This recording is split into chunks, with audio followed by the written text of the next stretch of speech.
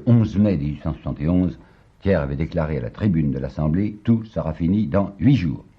Il comptait sur des trahisons. Il avait envoyé beaucoup d'agents et beaucoup d'or à Paris, convaincu qu'il allait obtenir des trahisons et qu'on lui ouvrirait les portes de Paris. Eh bien, je vous l'ai dit, rien. Il faudra attendre, non pas 8 jours, mais il faudra attendre jusqu'au 21. Ce 21 mai, les troupes versaillaises vont pouvoir pénétrer dans Paris parce qu'il n'y a plus personne sur les remparts. Et on ne le sait pas dans la ville, mais on le sait bien sûr à la commune. Du bastion 64 au bastion 68, c'est-à-dire la section Saint-Cloud, enfin Saint-Cloud point du jour, les artilleurs, défendant les remparts, ont presque tous quitté leur poste. À peine sur toute cette étendue en reste-t-il 15 pour servir toutes les pièces. Ça, c'est une note qui avait été remise à la commune. Et encore, toute la partie de l'enceinte du point du jour à la porte d'Auteuil est sans défense. Le 21, un des généraux de la commune, la Cécilia, il n'y a plus un seul garde national sur les batteries depuis la porte de Versailles jusqu'au Bas-Meudon. Alors ça a été un peu ridicule de penser qu'à Versailles, on a annoncé ça d'une manière triomphale, comme si on avait forcé l'enceinte. Il n'y avait personne devant. Alors il est comique de voir le lieutenant-colonel Elbert, dans son livre qui s'appelle La guerre des communeux, écrire cette phrase dont il ne se rend pas même compte lui-même qu'elle est bouffonne. Les défenses étaient désertes, l'armée franchit bravement la porte. Thiers, lui, dans sa présentation, fit un bulletin de victoire du 21 à 18h30. La porte de Saint-Cloud vient de s'abattre sous le feu de nos canons.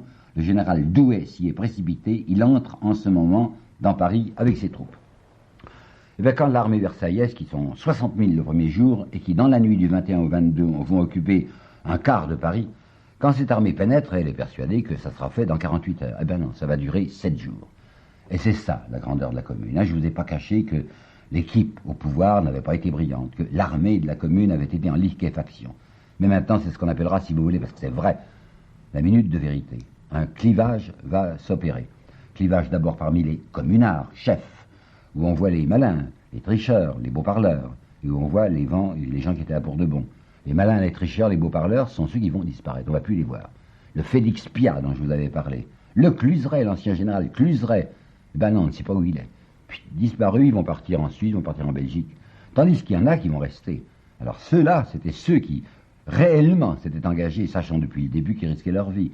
Mais qui donc au premier plan? Il y a Varlin, il y a Vallès, il y a Avrial, il y a Cournet, il y a Courbet lui-même. Ceux-là sont les gars sérieux. Et puis alors, dans la foule, je sais très bien qu'il y avait, dans cette immensité de Paris, quantité de gens, ou bien qui étaient indifférents et qui subissaient, ou bien qui étaient de la pègre. C'est forcé dans une révolution qu'il y ait de la pègre et qui étaient là. Mais il y avait aussi ceux qui y croyaient pour de bon. Vous savez, on les appellera, si vous voulez, les croyants de la commune. Les gens qui s'étaient dit, voilà des générations que derrière nous, il y a des misérables, il y a des exploités, il y a des asphyxiés. Nous, on s'est levés parce qu'on espérait au moins que nos gosses vivraient. On nous en a trop fait. C'est fini. Eh bien, on va la tenir jusqu'à la fin, la hampe du drapeau, jusqu'à ce qu'on nous la casse entre les mains. On se fera tuer, c'est entendu. Mais dans la terre, nos cadavres seront comme une espèce de semence rouge. Ils se battront bien, vous savez. Une résistance extraordinaire. Le premier jour, le 22, les Versaillais arrivent jusqu'à la Concorde. Ils ont dévalé les Champs-Élysées. Et stop à la Concorde. Stop parce qu'il y avait tous les canons qui étaient en batterie sur les Tuileries et qui se mettent à cracher le feu. Les Versaillais sont obligés de refluer. Ils remontent en toute hâte dans une espèce de panique jusqu'à mi-hauteur des Champs-Élysées, jusqu'à ce qu'on appelait à ce moment-là le palais de l'industrie, c'est-à-dire le grand palais aujourd'hui, et il leur faudra conquérir Paris rue par rue. On verra un gars de la commune qui s'appelle Varlin, dont je vous parlerai du reste la prochaine fois. Varlin qui va organiser personnellement, physiquement la résistance sur plusieurs points. Il sera à rue Vavin, il sera au carrefour de la Croix-Rouge. Il y a un garçon qui s'appelait Brunel. Brunel était un officier qui avait essayé de se révolter au moment de la capitulation, qui en avait naturellement mis en prison, qui avait été libéré par la commune, et qui, sous sa responsabilité, va organiser la défense de la Concorde d'abord, puis quand il est repoussé de la Concorde, il va à la Madeleine. Il y a 300 hommes avec lui à la Madeleine, ils vont être cernés dans la Madeleine, on tirera au canon contre les portes de la Madeleine, et on passera par les armes les 300 hommes qui sont là. Savez-vous que l'armée de Versailles va tout de même perdre 7000 hommes dans la bataille de Paris? 7000 hommes. Ça prouve qu'ils avaient en face d'eux des gens qui en voulaient, qui savaient se battre. Problème des incendies maintenant. C'est parfaitement vrai, Paris va être incendié. Mais alors j'ai 3 observations à vous présenter à ce propos. Le premier incendie qui va se produire, le premier grand incendie, c'est l'incendie du ministère des Finances. Et il n'y a pas de problème, ce n'est pas les communards qui l'ont fait. Ce sont des bombes à pétrole venant des canons de Versailles qui sont tombées rue de Rivoli sur le ministère des Finances.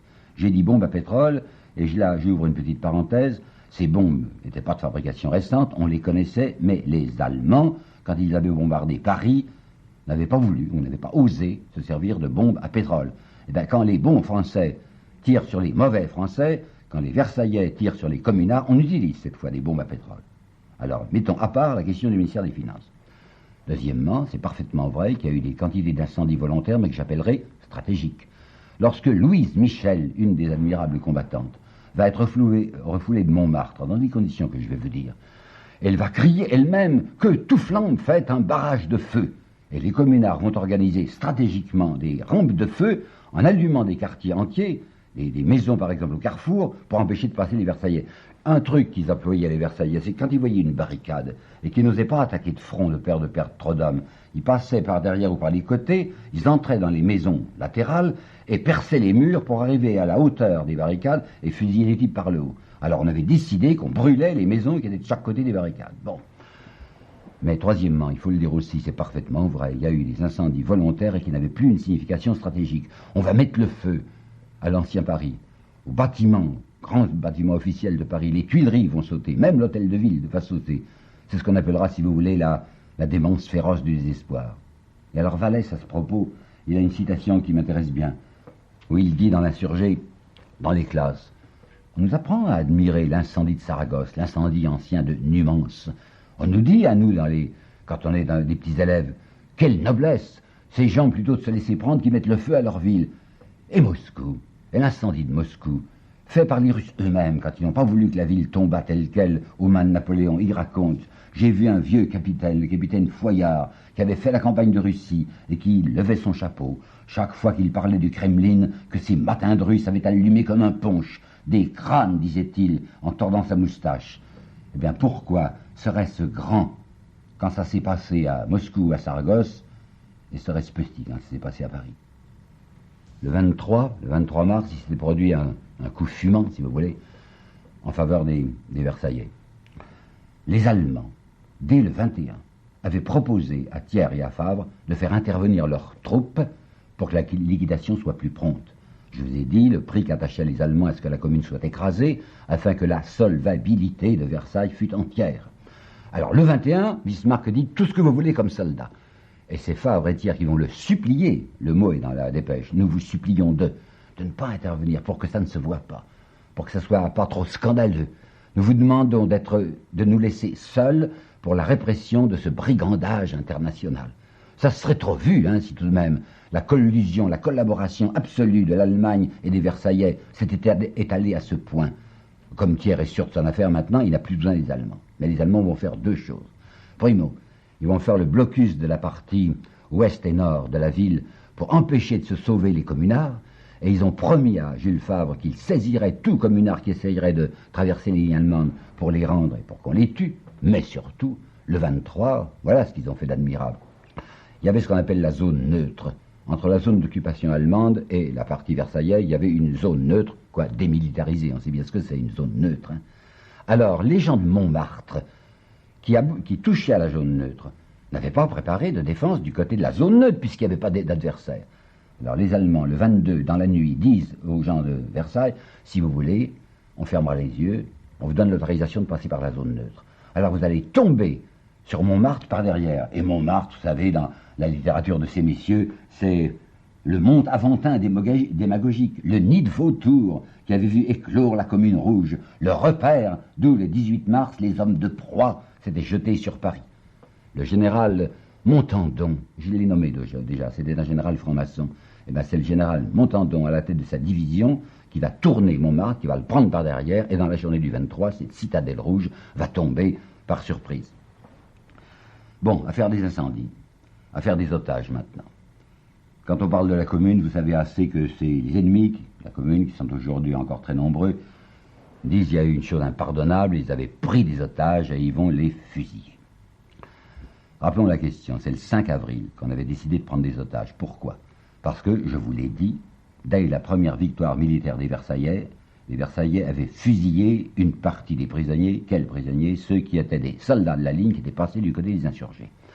Alors pour essayer d'empêcher les Versaillais de fusiller une partie de leurs prisonniers, les communards, enfin la commune de Paris, c'est-à-dire l'hôtel de ville, avait pris le décret des otages.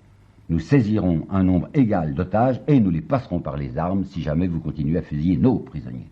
Eh bien, comme je vous l'ai déjà dit à propos de la commune, quand nous avons traité de la commune au pouvoir, aucun ordre d'exécution ne sera donné par la commune proprement dite.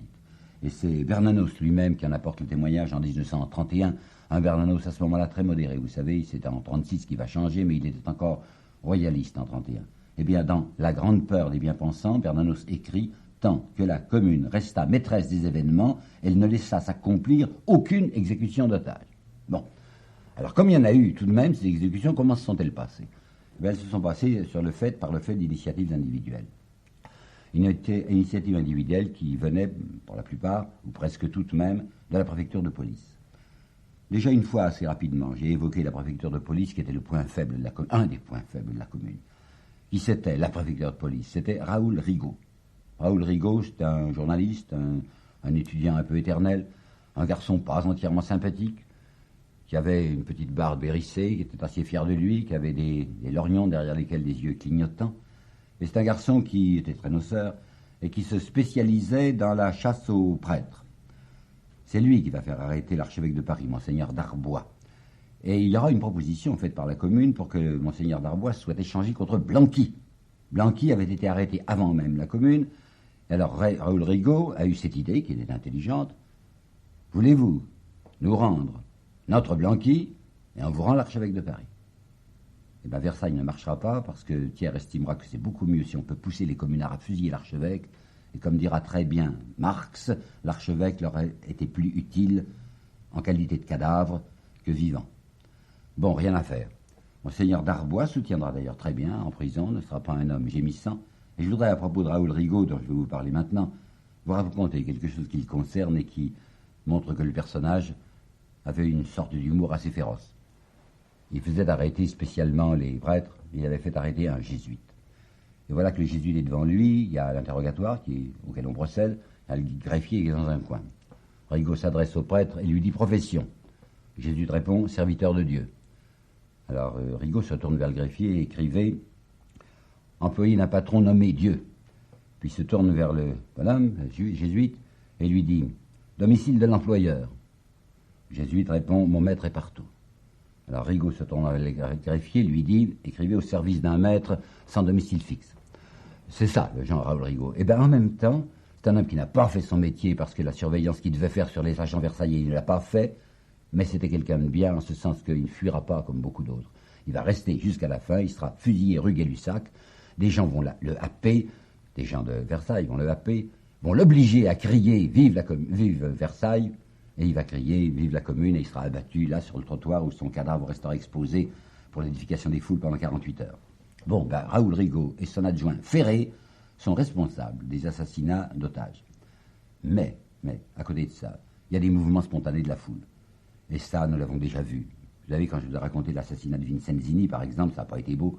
Quand je vous ai montré comment, dans la rue des Rosiers, il s'était passé ces 2 meurtres de généraux par une foule déchaînée, des soldats en particulier, ça va recommencer maintenant. Il y a 2 événements principaux. Rue Axo, une troupe d'environ 50 détenus que l'on changeait de prison parce que les Versaillais allaient menacer leur prison, donc les libérer. On veut les emmener dans une autre prison, plus protégée. La foule, et en particulier des femmes, vont se jeter sur ces 50 types. Il y a une trentaine de prêtres et il y a une vingtaine de gendarmes. Il faut savoir qu'il y avait dans la basse plèbe une haine très particulière du clergé. Je voudrais qu'on réfléchisse un moment à ça. Enfin, c'est Bernanos aussi qui a fait là-dessus des remarques. Il dit comment, mais c'est extraordinaire tout de même que l'évangile des faibles et des pauvres, en était devenu la bête noire des faibles et des pauvres. Pourquoi? Qu'est-ce qui s'était passé? Qui en porte la responsabilité? Il faut qu'il y ait eu du côté de l'Église de drôles de choses pour qu'une pareille aversion se déchaîne contre ses serviteurs et ses représentants. Mais toujours est-il que c'est vrai, il y avait cette atroce violence. Alors les femmes se sont jetées sur les prêtres, leur ont crevé les yeux, leur ont arraché les parties sexuelles, puis alors on les a poussés dans un enclos et on a tiré au hasard sur les 50 hommes qui étaient là. Et puis il y a l'histoire des dominicains d'Arcueil aussi, qui ont été fusillés par derrière, on leur a tiré des coups de feu dans le dos. Tout ça est atroce, c'est certain. Mais ce qu'il y a de plus intéressant de savoir, c'est que les membres de la commune qui étaient là, qui n'avaient plus aucune autorité, Vallès dira la ceinture rouge, vous savez, ça n'impressionnait plus personne. Et moi, je la portais contre moi, dit-il, pliée dans un papier journal comme un homard. Eh bien, il l'a remis, sa ceinture rouge, avec quelques camarades pour essayer de protéger la vie des otages. Il était là, avec Varlin, avec Cournet, avec Avrial, rue Axo, au péril de sa vie, disant aux gens, mais ne faites pas une chose pareille, vous voyez bien que vous déshonorez, et vous nous déshonorez. Eh bien, il n'y a rien eu à faire, et ces otages ont été massacrés. Ce sont des choses qu'il faut savoir. En face, qu'est-ce qu'il y a? Eh bien, il y a le carnage, ah oui ça, le carnage versaillais. Hugo aura un mot terrible à ce propos. J'aurai plusieurs citations à vous apporter de Victor Hugo. Hugo dira, c'était le parti de l'ordre. Eh bien, on va voir l'ordre à l'état flagrant. Thiers avait annoncé les châtiments dans une langue admirable. Il avait dit, voyons, les châtiments s'abattront sur les coupables, mais ce sera un châtiment comme les honnêtes gens l'entendent, c'est-à-dire par la loi et au nom de la loi. Favre, le 13 mai, nous triompherons par la force, mais nous ne reculerons devant aucune de ces nécessités. L'armée, nos vaillants soldats, sauront se conduire, a dit Thiers encore. L'expiation sera complète, et nos soldats seront à la hauteur, seront au niveau de leur réputation. Eh bien, regardons un peu comment les soldats ont été au niveau de leur réputation. Il y a diverses sortes de massacres. Il y a des massacres sur place, d'abord. Dès qu'on pouvait enlever une barricade, les défenseurs, on ne se contentait pas de les faire prisonniers, on les tuait.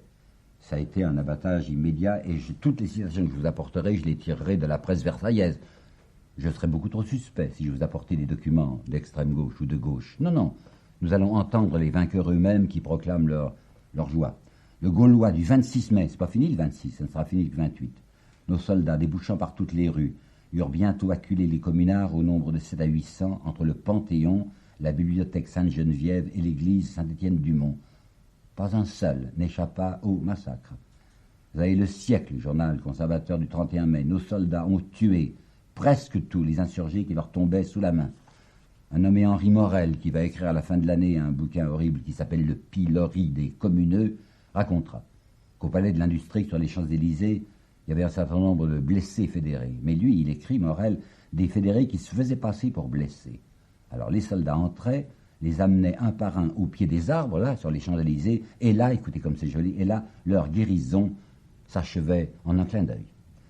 Vous avez Paul Bourget, le grand romancier catholique, qui, bien plus tard, 24 ans plus tard, dans le Figaro du 13 septembre 1895, écrira ceci: j'ai vu, crever à coups de crosse les crânes des blessés. Il y a eu l'affaire affreuse de Saint-Sulpice.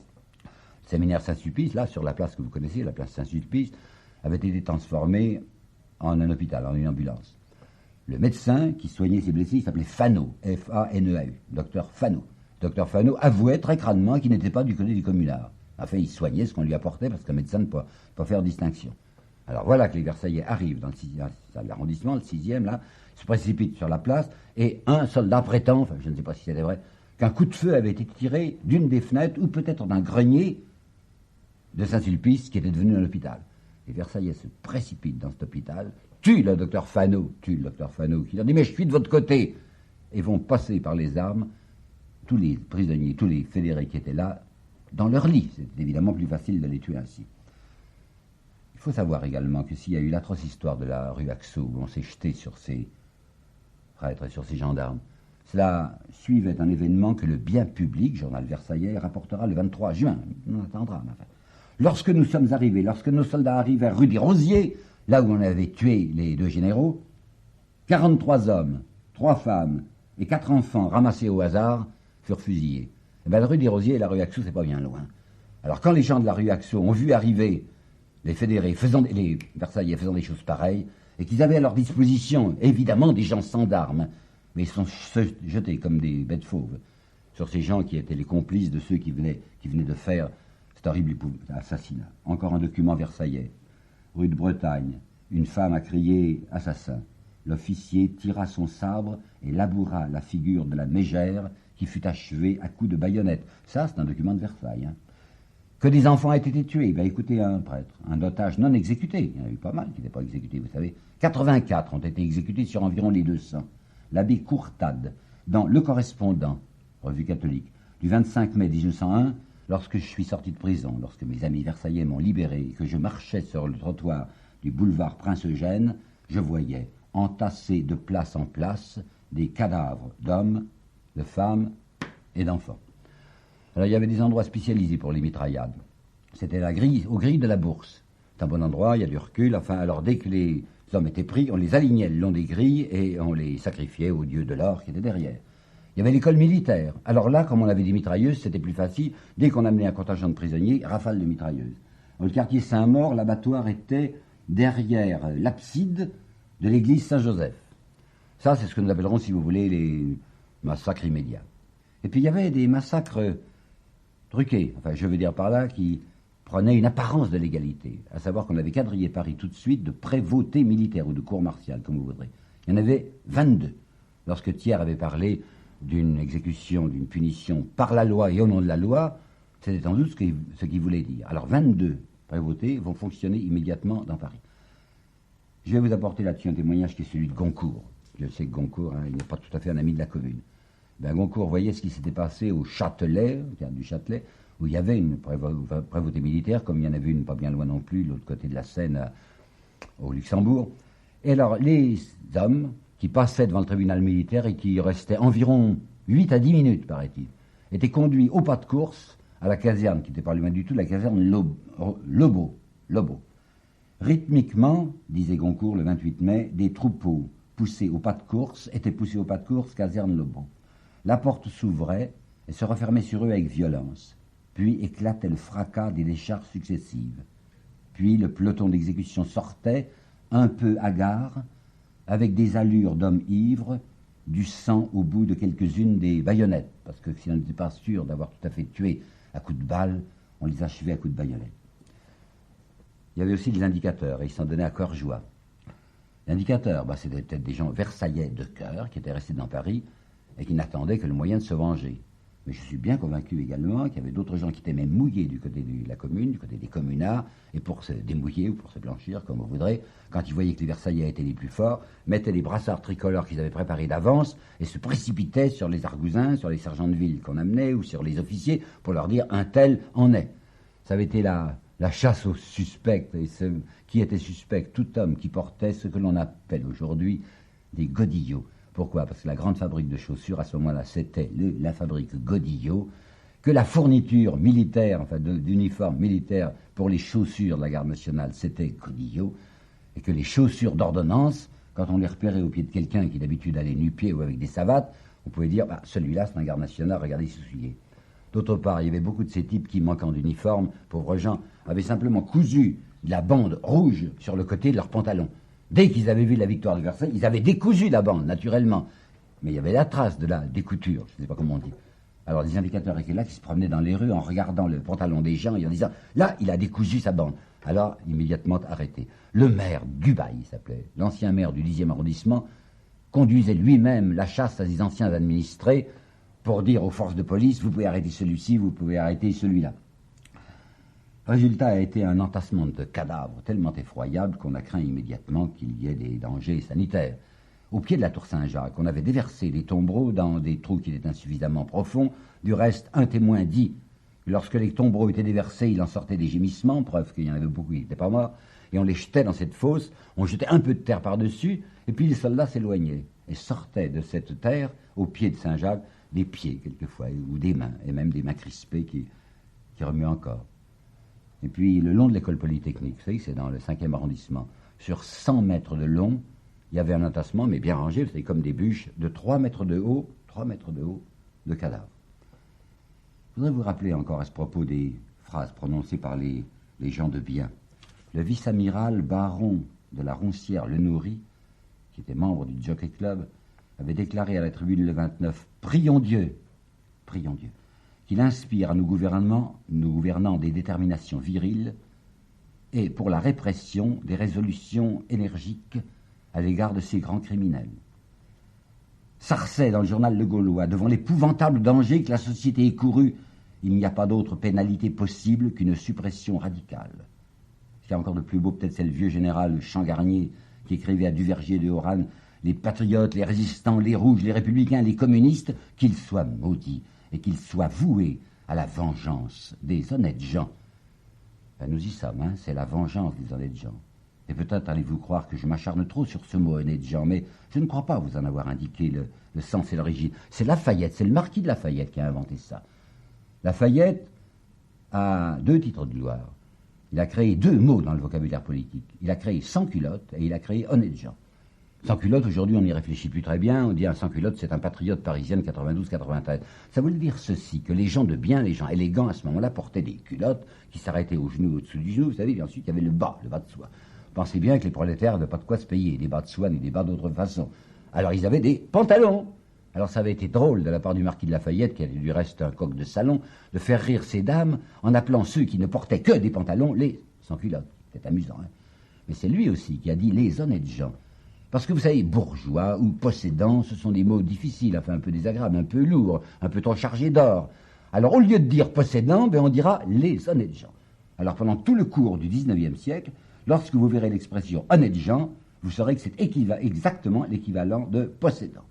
Ben, la vengeance des honnêtes gens, ordre avec cela flagrant comme je disais tout à l'heure, elle est magnifique, avec quelques détails que je peux vous apporter et qui viennent encore de témoins directs, à savoir qu'un certain nombre de femmes, sur des places, avaient été naturellement violées, soit avant de les tuer, soit après les tuer, les avoir tués. Et il y a un témoin qui dit, on traitait les femmes des communards comme nos soldats avaient l'habitude de traiter les femmes arabes en Algérie. Deuxième détail, une femme, raconte qu'elle a vu sur la place de la Concorde une enfilade de cadavres. C'est fini, on a gagné. Alors on va laisser tomber, les soldats laissent tomber de haut, 50 cm, 1 mètre, des baïonnettes, pour arriver juste à crever l'œil de ces soldats, de ces communards morts. Observation. Qu'est-ce que j'ai à vous dire là-dessus? Mais quand on veut passer pour un historien objectif, on vous dit les atrocités furent commises des 2 côtés. Ça, je l'ai lu, il n'y a pas d'élément là. C'est affreux, il y a des choses terribles, vous savez, quand la foule se déchaîne. Atrocités des 2 côtés. Alors à ce propos, j'ai tout de même une petite observation à présenter. Il y a une question de proportion. Combien est-ce que les communards ont tué de gens? On sait ça exactement maintenant. 84. Il y a une analyse qui a été faite en 1962 dans l'information historique. Il y a eu 84 otages tués par les communards.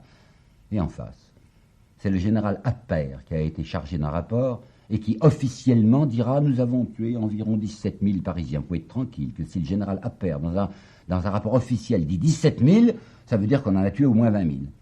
Alors je demande que l'on considère la différence entre 84 d'un côté et 25 ou 30 000 de l'autre. J'appelle aussi votre attention sur le fait que presque personne ne parle des massacres de pauvres gens. Avez-vous remarqué que dans les grandes revues historiques, Historia et les autres, on nous parle tellement des massacres de septembre, parce que les massacres de septembre 1792, ça avait été des honnêtes gens, des aristocrates, que la plèbe avait massacrés. Dieu sait combien il y a d'articles sur la princesse de Lamballe qui a été martyrisée par les cannibales de 92. Mais je vous défie de trouver dans les grandes revues d'information historique des études sur les massacres commis par les troupes versaillaises. Pourquoi? Parce que c'est des gens de rien, parce que c'est des gens du peuple, parce que c'est des gens de la canaille. Et Victor Hugo, dans un très beau texte trop peu connu, dira la canaille, qu'est-ce que c'est? C'est le produit de la misère. Par vos exactions, par vos voies de fait, vous avez lacéré le peuple. La plèbe, c'est le haillon social. Le mal souffert devient le mal vengeur. C'est le patient changé en bourreau. La bête fauve sort de la bête de somme. Étonnez-vous après, ô semeur de tempête, que ce souffre-douleur soit votre trouble fête. Et dira encore Victor Hugo une chose violente, mais sur laquelle je veux terminer. Il s'agissait de Monseigneur Darbois. C'est vrai, Monseigneur Darbois a été fusillé par la Commune. Bon. Alors vous imaginez tous les cris de terreur, d'horreur qui ont été poussés en face. Enfin, on va élever le Sacré-Cœur de Montmartre. Un peu comme monument expiatoire à cette chose horrible d'avoir fusillé un archevêque. Mais comme Victor Hugo savait qu'il y avait aussi beaucoup d'enfants, et de petits-enfants de communards qui avaient été tués par les Versaillais, il aura cette phrase très courte sur laquelle je veux finir. Un enfant, ça vaut bien un archevêque, non?